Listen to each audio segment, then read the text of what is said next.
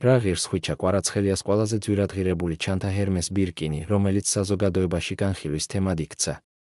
ხვიჩა კვარაცხელია ყოველთვის იქცევს ყურადღებას თავისი თამაშით, მაგრამ ამჯერად ის სპორტული მოედნის მიღმა, მოდისა და ცხოვრების სტილის სივრცეში აღმოჩნდა.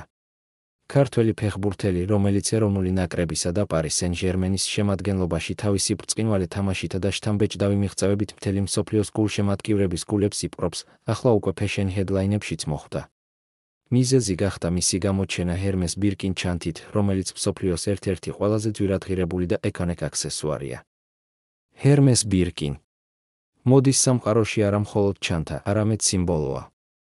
ის შეიქმნა 1984 წელს და მალევე იქცა სტატუსის, ძალაუფლებისა და დახვეწილი გემოვნების განსახიერებად.